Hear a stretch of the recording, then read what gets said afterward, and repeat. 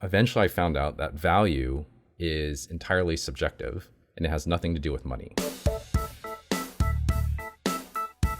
Hello and welcome to the Leverage 3 podcast. This is the show that helps you leverage the talent and tactics of high performers. I'm Craig Shoemaker, and today's guest is Chris No. Now, no one told Chris how hard it was going to be to start a business from scratch. But with the commitment to help others, he was able to navigate the ups and downs that come with being a business owner.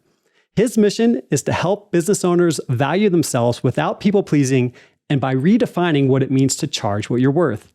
The concepts he teaches has created over $3.5 million in additional revenue for his clients and students, and he's got some of the best pipes on the internet. Chris, welcome to the show, man. Hi, Craig. Thanks for bringing me on. This is quite an honor. Appreciate you reaching out and having our discussions. Yeah, I've really been looking forward to this because I watched a video that you put up with one of your students. Mm-hmm. Where you talked about the process that you went through in order to teach your concepts about pricing and the results that she was able to see from it. And I was captivated. It was like an hour-long video, and here I am on Twitter, supposed to be scrolling from one thing to the next, and I was glued to it.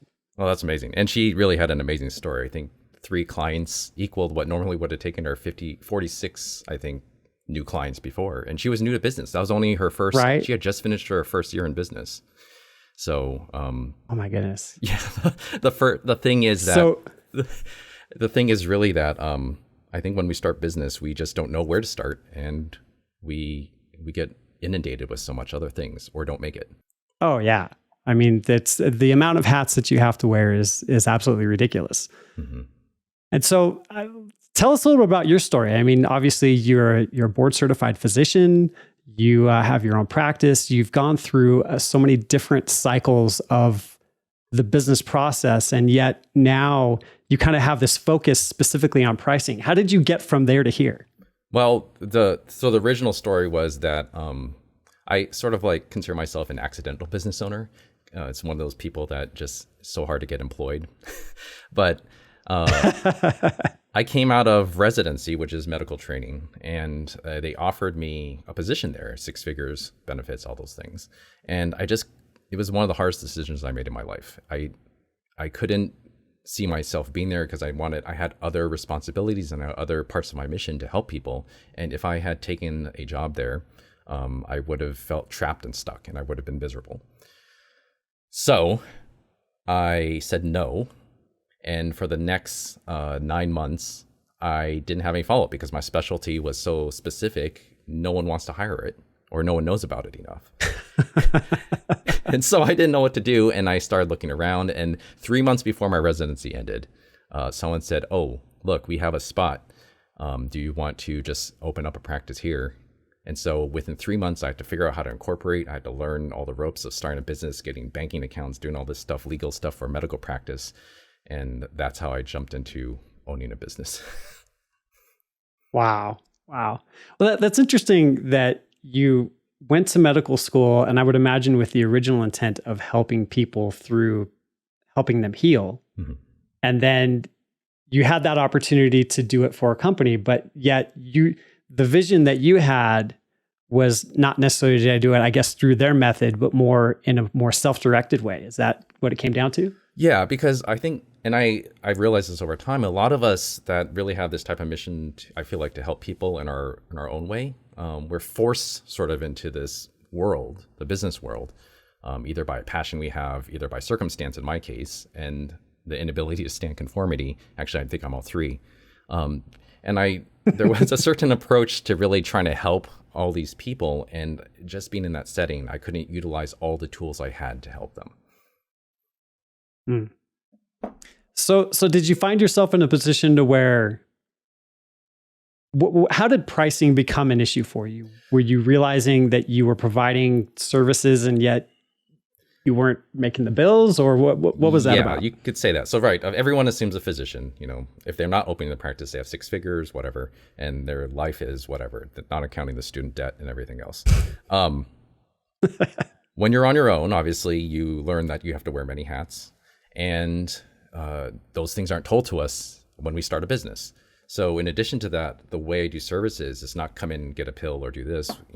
There's a very specific process that's usually customized to the person's specific things, their issues, because I try to focus on finding the root cause. And so fast forward 7 years of doing this. I'm doing everything that people tell me. This should be the rates. This is how you see clients. This is how you build them or see patients. And this, you're supposed to pack your schedule as much as possible. I was maxed out as a solo practitioner, as a solo business owner at 60 clients a month because each client takes about an hour, right? Or more, not including the charting work, paperwork, calling everything back. And so at some point, I'm like, there has to be a better way. You're getting home late. You're trying to take care of all these people, and you barely can do what you're supposed to do to help them. And so, ironically, I was trying to figure out better ways to market myself in like targeting the right people.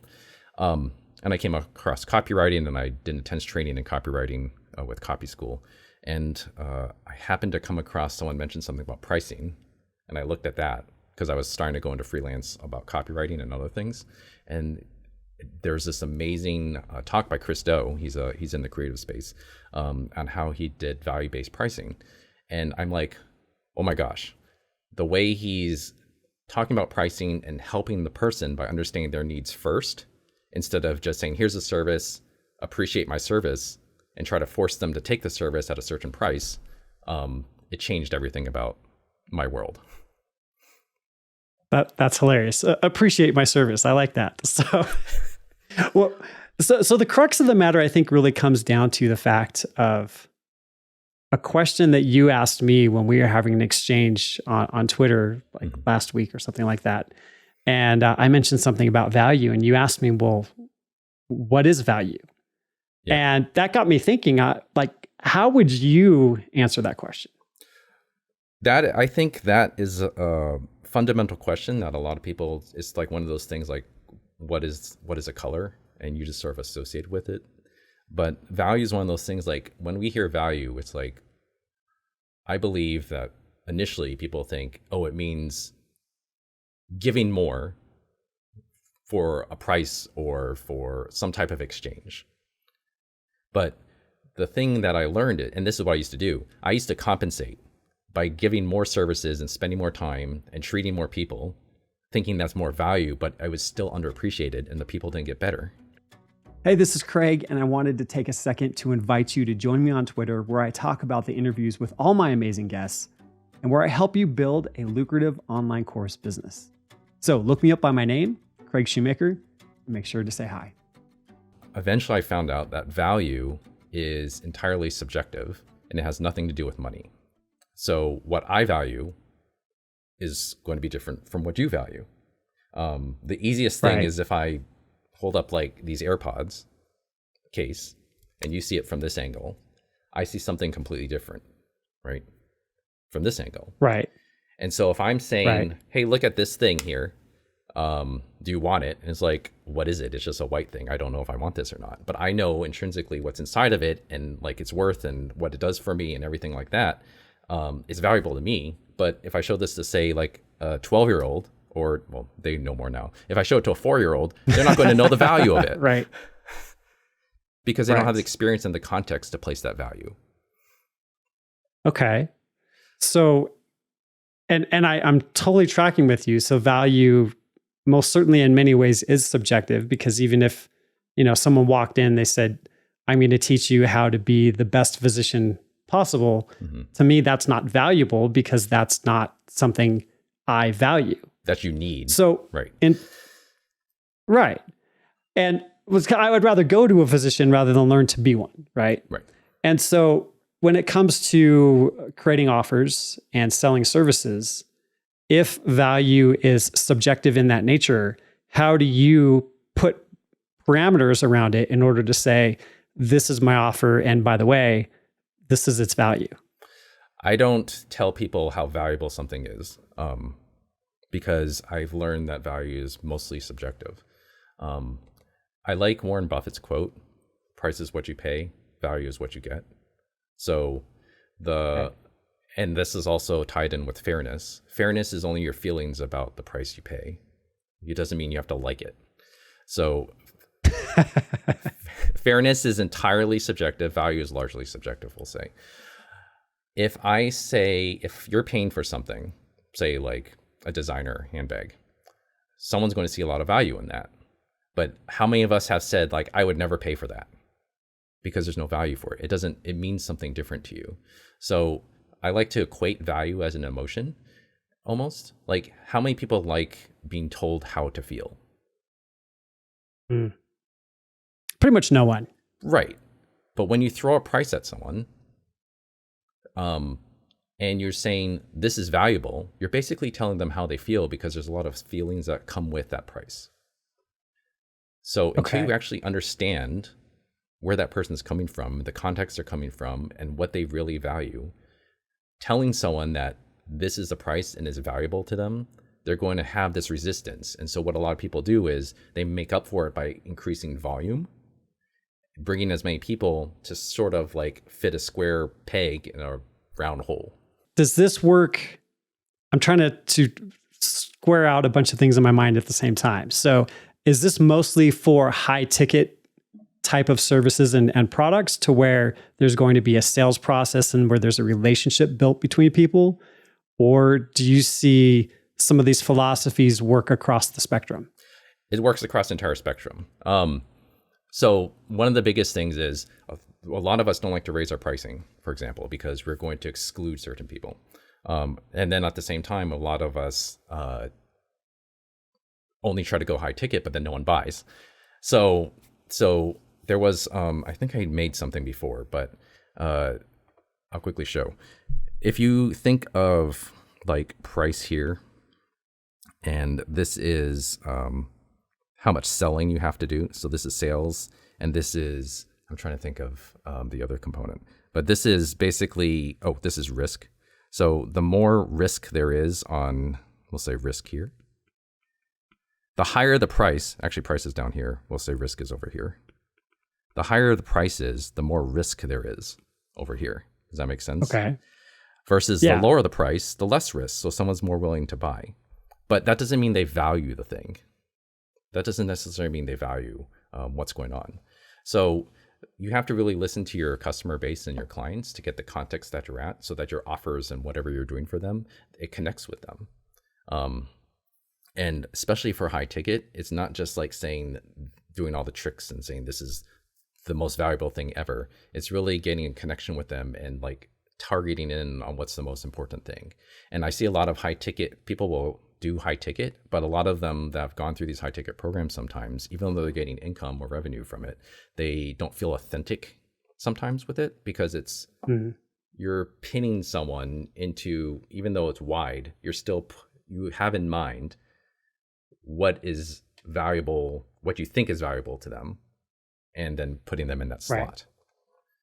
So the other side of this is not raising your prices as well, because you have a value system and you're projecting that value system onto other people. So a lot of people have trouble raising their prices because they feel they're not comfortable with their own value and their money or how they view money. And so they're projecting on other people when other people are happy to pay. Yeah, I think, how does Alex Hormozy put it? He says, don't price out of your own wallet. Yeah. Yep. So just because you feel like that might be expensive doesn't mean that something else, or that may not be expensive to someone else, depending on the type of service and transformation you can offer them. Correct. And it's not even a massive transformation, I think. I think really it is just coming down to understanding where the person's at in their situation and knowing how to give them a range of prices if they're coming to you, so that they can decide what is valuable to them versus you deciding what is valuable. So when you have one price, this is the problem. A lot of people say, what's your rate, in quotations? That's only one price. Right. When someone looks at that, they're going to choose, is this valuable to me or not? So there's a 50% chance that the person is going to work with you. If you give them a range of options, say 3 to 4 or 2, whatever, now the question when they look at that is going to be, which one of these is most valuable to me? Do you see the difference in the question? Yeah. So I was thinking in terms of having different price points and having those options. and like that gets into decoy pricing and the choice fatigue that people might experience. And so have you found that there's, situations different for everyone, but is there an optimal way to be able to present different options and prices to people? Yes. I will say that to make this more practical, I'm going to quickly go over like what new business owners and what we found new business owners or even veteran business owners, there's 3 main roadblocks they have. Do you mind if I go over this quickly? No, this is perfect. Yeah. So the 3 biggest roadblocks I've seen that I've noticed when I'm working with people is number 1, internal mindset around value, whether it's their own value or their perception of value. Because if they don't know their own value, then they're always trying to satisfy other people. Because they're really trying to figure out how to satisfy their own perspective on value. And so that leads to overexertion, no boundaries, feeling guilty for charging, et cetera, et cetera. And the reason I say that part is because that small tweak, I had someone that just changed their perspective on it and they charged what they wanted to charge and they got the deal. It was multiple millions from that just small tweak. And then lack of resources, of either money, time, people, and energy. So either they're busy all the time and to get money, but now they don't have any energy. They don't have any time to do anything else. They don't have time to whatever. So these are the 4 components: money, time, people, and energy. Some of those things are going to be lacking. And then the final roadblock is people are unclear what they're offering and how to offer it. So to go back to your original question on original pricing, when you focus on the pricing piece and understand that, it's going to solve majority of those 3 roadblocks, because then if you think of your business as bringing in people, right? Everyone talks about a funnel.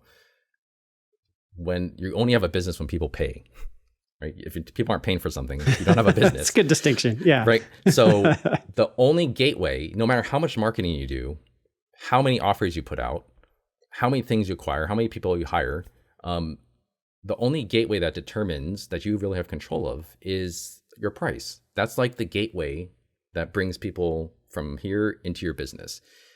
If you only have one price, you only have one door for people to go through. So you might be missing out on people that have bigger budgets. You might be just trying to get in people that have smaller budgets.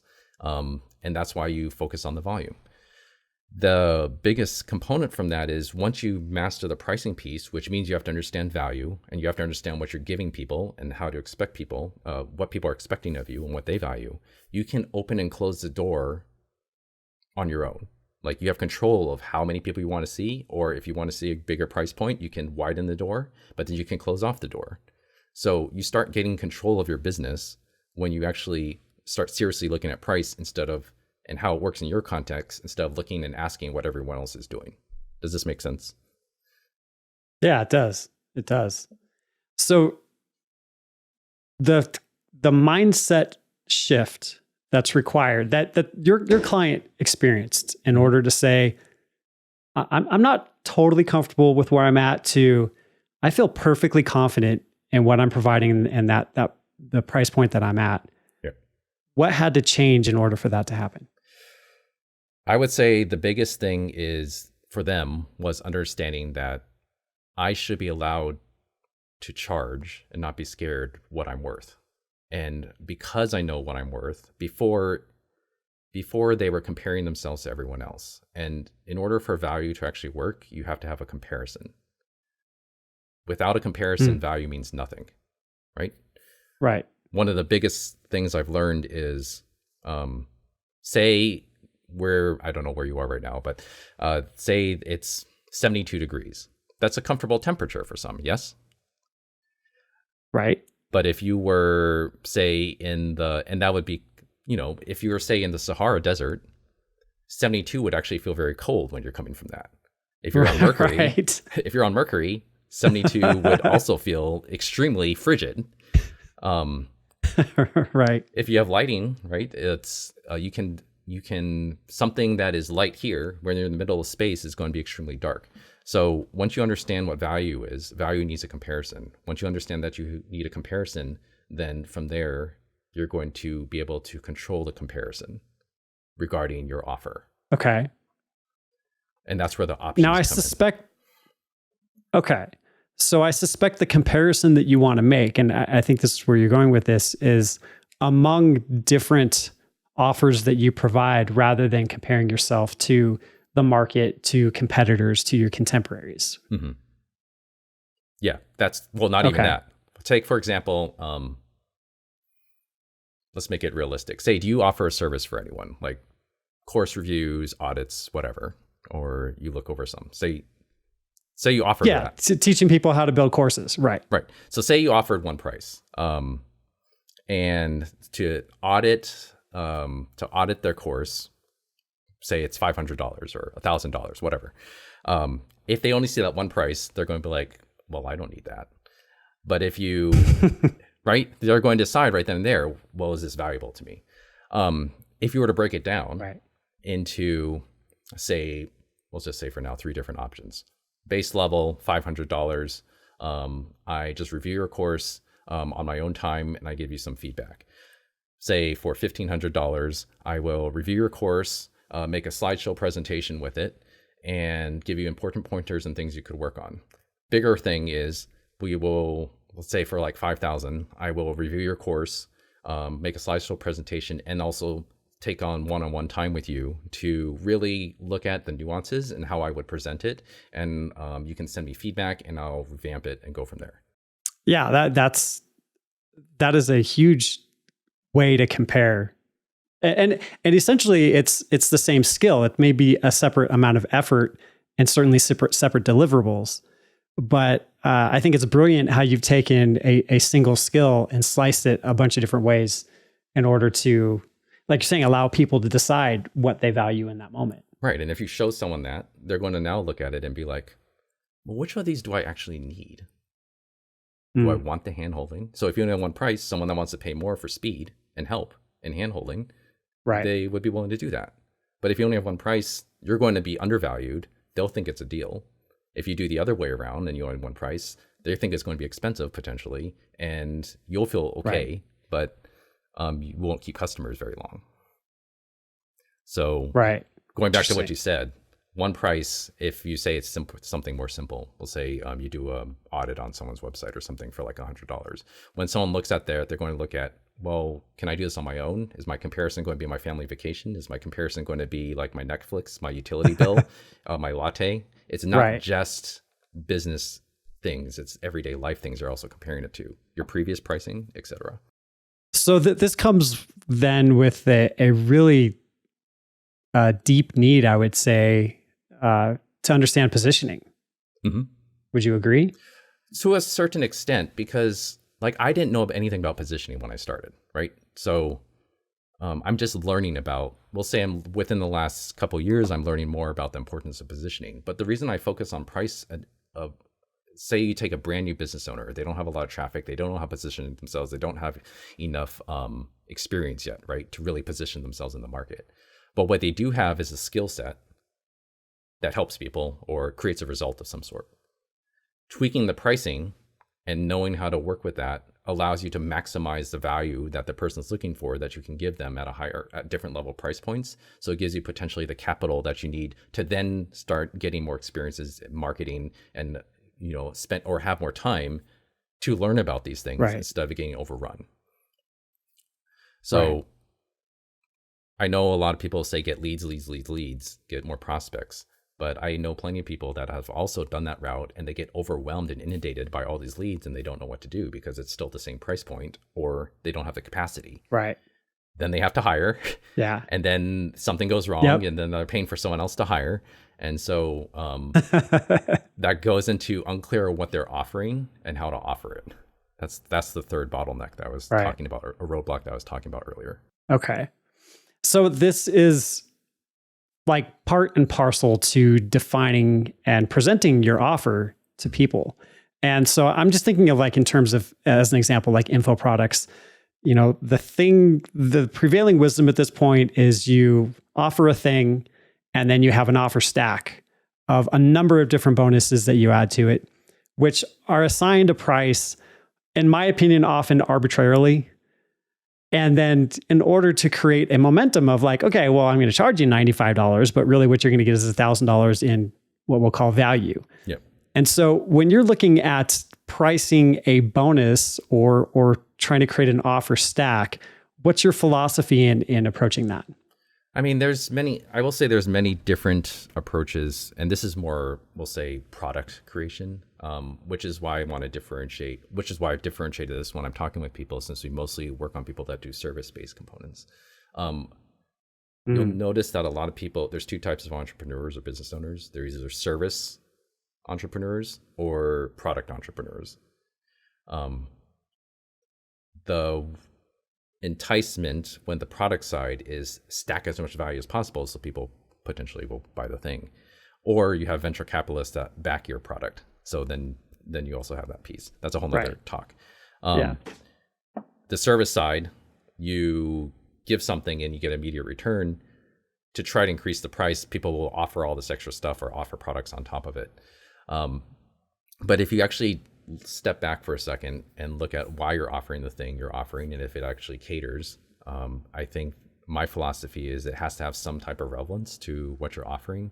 The pricing component, which is anchoring and showing bonuses and the money component, I mean, it's just to tap into that comparison feature. So they're comparing what is this worth, or anchoring what's this worth.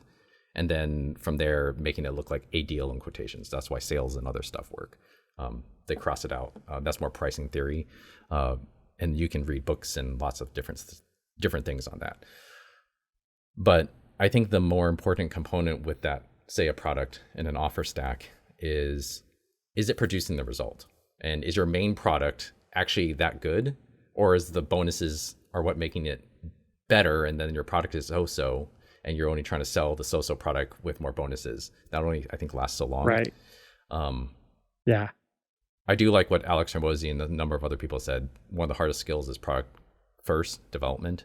So that's why a lot of people look at the sales and marketing side first. And that's sort of like the bonus stack and the techniques behind that. I think that falls into the sales and marketing piece, not necessarily the sales piece or the product piece. So if you were to peel all that back, if you want to know if you want to look at strictly, I would say how to offer something or when to offer something, be clear on what you're offering. Is this a product or is this a service, number one? Because a product doesn't take your time. It's more one to many. Right. A service will take your time. So when you're making an offer stack of whatever it is, you have to decide, like, am I offering a product or am I offering a service? Well, and I think the disconnect between time and money is like the thing that most people strive towards. But what's interesting about the being able to price at a premium level for those who value it is that it gives you the opportunity perhaps to earn the same amount or more income you would otherwise without having to work as much. Yeah. And actually, one of our reviews said when they were doing a service, they started a new business. They were afraid of all the appointments they had to fill to make a great income. And once they learned about value and pricing and those things, they said, I'm so excited because basically I don't have to work a zillion hours to make a great income anymore. Everything that they learned with their business plan and everything else, they're throwing out the window. Because most of us, at least on the service side, you're like, how many client slots do I need to fill? If I want to make this much in the year, which means I have to make work this many months, this many weeks, which means I have to work this many hours in the day and charge this, which means I have to market to this many people to get these people to come in. It gets complicated. Once you understand that small component of what you're offering and how to offer it, that's not as important. And you're no longer working off volume and commoditization at that point because people will appreciate what you're doing. Yeah. I was going to say one of the biggest things I've learned was that on the services side, there's this, and Blair Enns and other people talk about this really well. There's two types of services. There's productized services and customized services. And for a lot of us who really try to help people and really try to understand the person's position and where they're coming from and try to get them a result, a lot of us will tend to do custom work, but charging out a productized service rate. And the problem with that is productized services work on efficiency. Custom works on innovation, which custom means that if you there's going to be a lot of mistakes, and you have to start over and over and over again. So that inherently means that it's inefficient. Whereas a productized service, you do over and over and over and over again, you get really good at it. The more results you produce, you can charge higher, decrease the rate, or increase the rate, decrease the time it takes. A lot of us, though, we don't want to do that. We really want to help the person. And so once you realize the difference between the service side, you're able to charge a lot higher for your custom work, but also have productized services on the side to do that quick in and out to give you a base foundation. Yeah, well, and that really gives you that opportunity to like you're saying, serve and have probably a lot more of an impact with the people that you're working with because it's custom and it's because it's meant specifically for them. Right. And this is the issue that people have with productized services if you only do it. I think the biggest thing is, like, if you look at time and money, if you only have productized, at some point you will hit a plateau because you only have so much capacity and you only have so much time.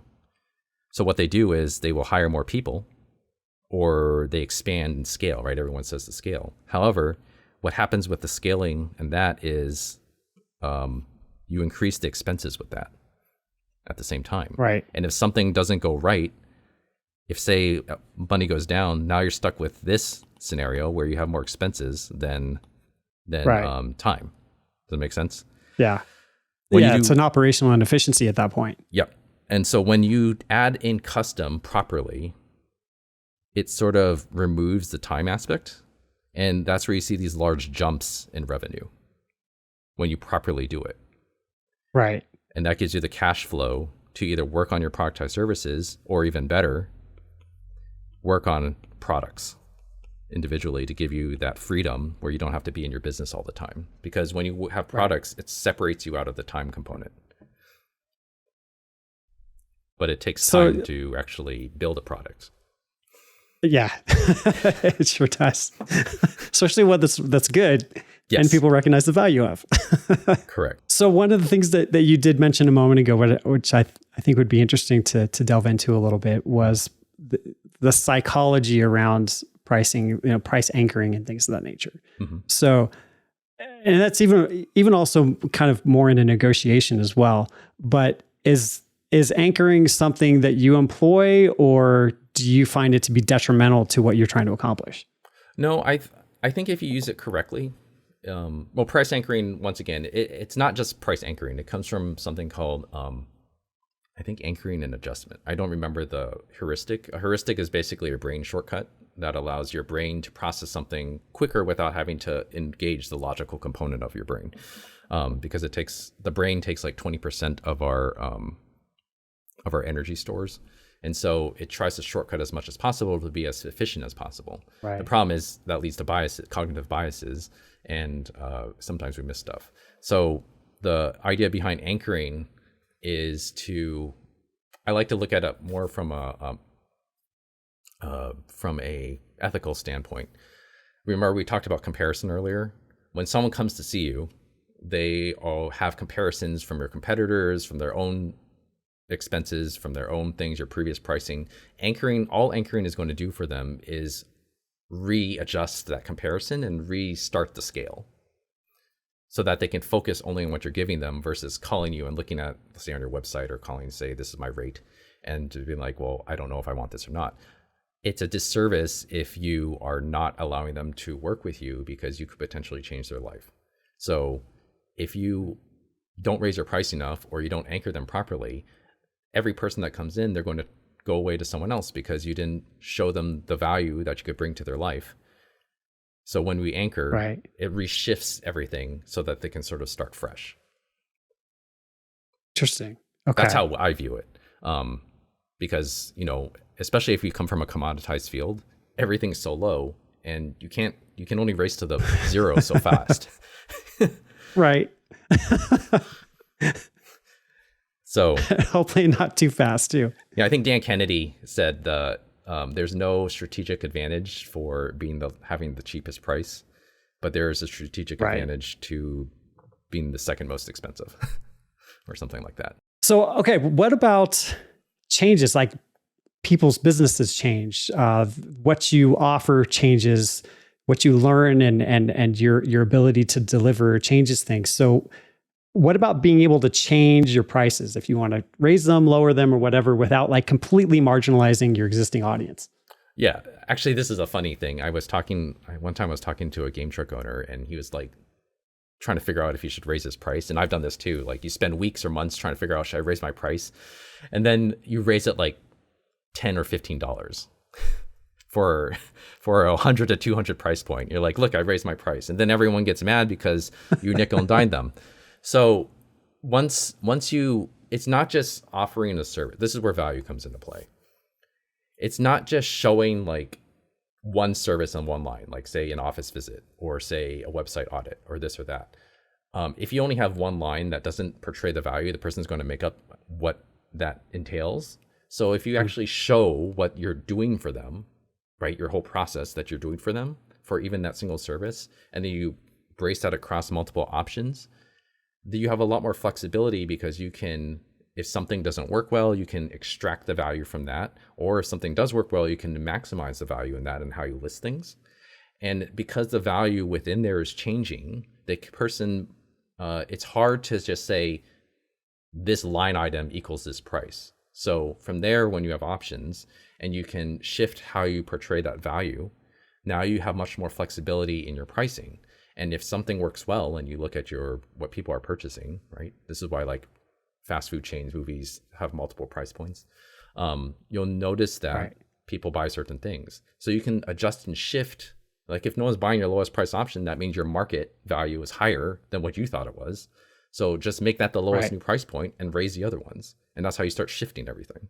I feel like I've learned a ton. I hope everybody who's been joining us through this ride has as well. And what I like to do at the end of each show is just give you an opportunity to give some actionable tactics for people to take as they go. Mm-hmm. So what are your top three that come to mind at the moment? I would say the top three that have really helped me and helped a lot of our clients is, number one, since a service is a skill set, or a service is the fastest way to get cash, especially if you're new in business, I would just focus on getting better and consistent at that skill, preferably a high income skill, until you can consistently make at least $10,000 a month, because that means you know that you've been able to master that skill and people want it. Instead of keep on switching. Every time you have to switch, then you potentially have to restart all over again. So if you can make more than $10,000 a month or more with a high income skill, then that is going to be benefit. It will produce pricing confidence or financial confidence. And then know how valuable you are, all the services, all the things you do for people. Really understand that your value is tied with yourself and not other people's perspectives. And then know how to leverage it, meaning know how to actually show people what you offer, and they will see the value in that versus saying this is one line item and then have them make assumptions about it. So you have to really show people what you do. Right. And then the most important thing, I think, this is just through my life, is politely question everything, including what we just talked about here. Experiment, test it out, gain experience from it, and then make your own conclusion from it. Because I see so many people jumping into something and they haven't tested it, and it worked out for the person giving the advice, but it may not work in your context. So politely question everything, and don't piss people off, but make your own conclusion and how it works in your life and in your context. That's all. And I think that step is missed by so many people, you know. One of the things I like to talk about is when it comes to course building is that you can tell what worked for you, but if you don't explain why, then you're not giving the entire story, because that why may be completely different for someone else. Right.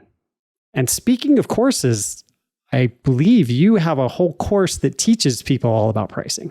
Yeah, we do have a course. It's called Power Up Your Pricing. That actually came from my own experiences trying to figure all this stuff out. And actually, I used to charge one-on-one clients $10,000 or more to teach this stuff, but it was overwhelming for them. And so there was a piece that was missing. It's like taking someone from here with like no pricing experience and they just run their business and do what everyone tells them, to like, oh my gosh, there's all these components. There was no bridge between there. And so Power Up Your Pricing course sort of was born out of that, at a price point that was affordable to most, so that people can actually learn these techniques and skills and concepts and principles so that they can take it and work with their own business in their context and then really move forward and then decide where they want to take their business from there. Hey, thanks so much for being a part of the show. Let's continue this conversation. Feel free to connect with me on Twitter, where I'm at Craig Shoemaker. So go out and have an amazing day. I hope you get a chance to find someone to love, find someone to forgive, and find someone to encourage, because we are most certainly not in this alone. And I'll see you again here soon on the Leverage 3 podcast.